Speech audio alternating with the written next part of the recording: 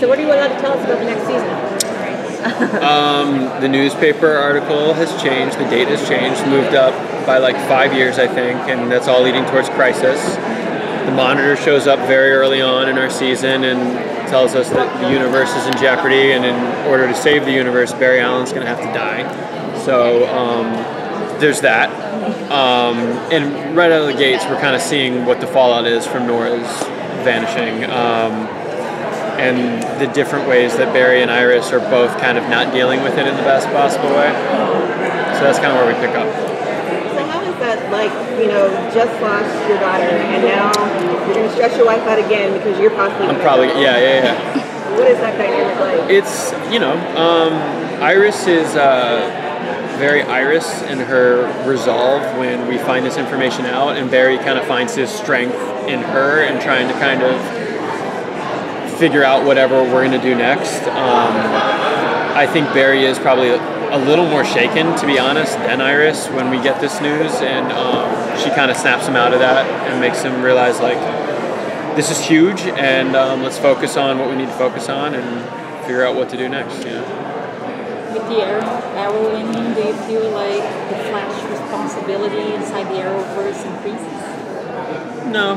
I just don't. I think in those terms, I guess. No, I mean it'll be the Arrowverse forever. I can't imagine it's never going to be called anything else. That's the universe we live in, and I mean I think our shows have always kind of like existed very separately, and that's why it's so cool to see us cross over and come together. So it's not like either of us really need the other show to stand up on our own two legs. But it's going to be weird without them. I mean, it's going to be really, really weird. And, we only have one season technically contracted after this season, so we could be next. Like, we could be the Supergirl verse. So, like, basically the whole dynamic with you and your future daughter and such, and the fact that your character kind of had that "I told you so" about Thawne. Like, right. How did you get to that emotional kind of like? For Thawne and like the Thawne of it all, and the Nora Allen Barry's mom, like it's something visceral. I think it's all just from what the work we did in season 1 is like still there. Like in like it feels, that storyline feels really real to me for some reason. I always say, like, I've never lost a parent, but like thank God, or any immediate family member. But I feel like I almost know what it would be like because like that was so real to me. Sorry. Oh no, you're good. That was really real to me. I remember the night we shot this, when I went back in time, season 1, saw her death. I was home later that night, still like sobbing in the shower. So like that storyline is like really, really close to my heart, and like I hate Eobard Thawne, Grant. Like it's like in me.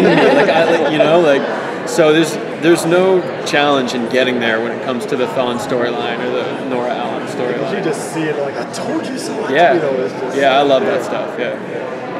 I just say I love that you're... This is a thrift store in New York. Yeah, a real Barry wore this to work every day. How'd you find it? Just on the rack. It was. It's a good find.